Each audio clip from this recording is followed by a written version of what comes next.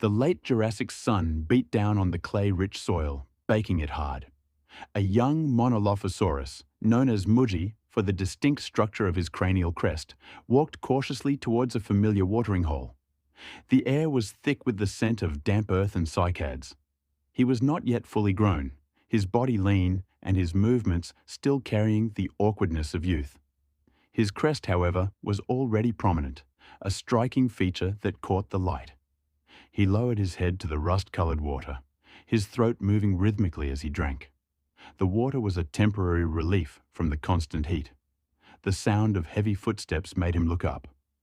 Gorok, the pack's leader, approached. Gorok was larger, his body covered in scars from old conflicts, his own crest chipped and weathered. He did not look at Mujhy, instead focusing on the water as he drank. "The herd has moved to the east," Gorok stated, his voice a low rumble.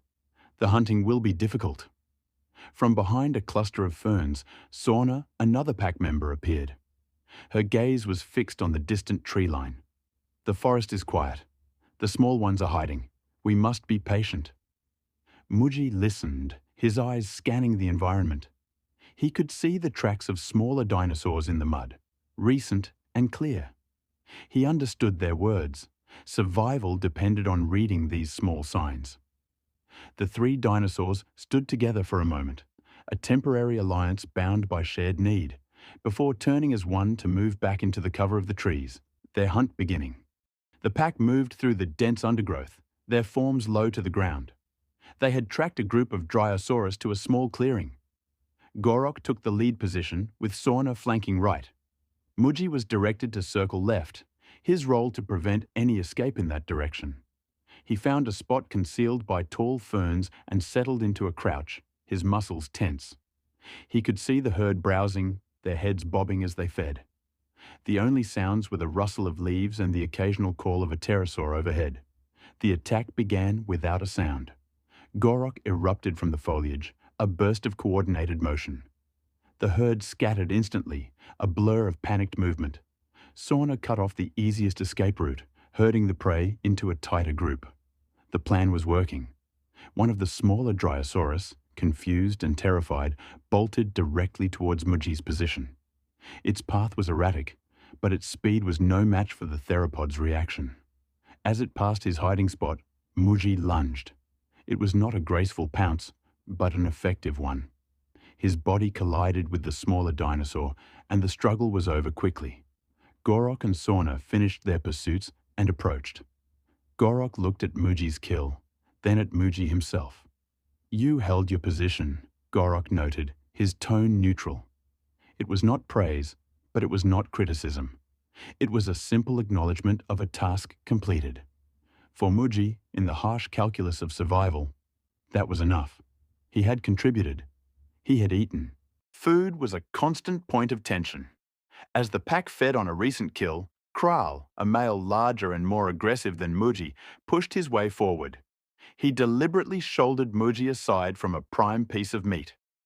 Kral made a low, guttural sound, a clear challenge. He was establishing his place, testing the younger male's resolve. The other members of the pack paused their feeding, their attention shifting to the two males. This was a common dynamic, a way of reinforcing the social order. Mujhy felt a surge of instinctual aggression. He did not back down.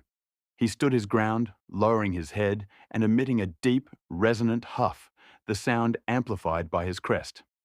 It was a display, not an attack. Kral responded with a louder, more aggressive snarl and lunged, not to injure, but to intimidate. Mujhy shifted his weight, avoiding the bulk of the shove. He retaliated not with force, but with persistence, refusing to be driven from the carcass.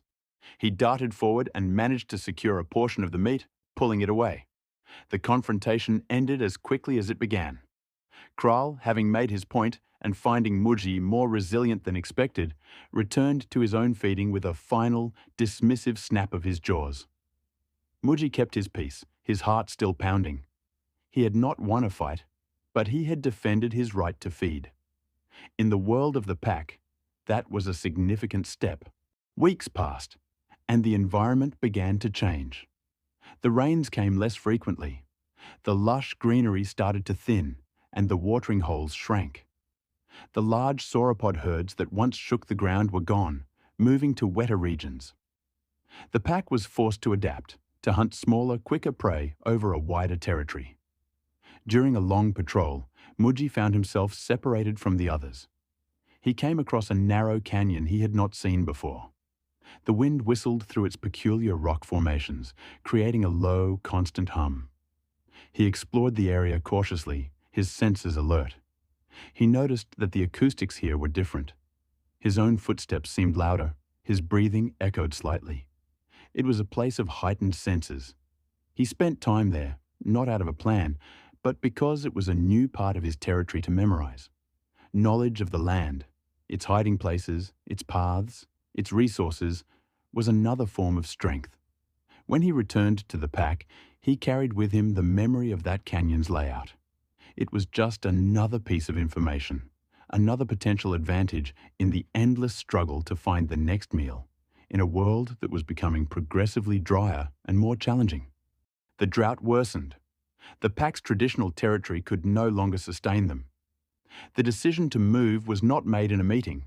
It was a gradual, inevitable shift. They began to travel, following the scent of water on the wind and the faint trails of other animals.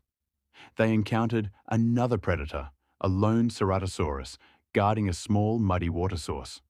It was a tense standoff. The Ceratosaurus was powerful, but outnumbered. It stood its ground, hissing and posturing. Gorok, as leader, initiated the confrontation, advancing slowly. The pack fanned out behind him, a show of collective force. Mujhy, remembering the open, rocky terrain from his solitary explorations, moved to a higher position on a nearby slope. From this vantage point, he had a clear view. He did not roar a challenge.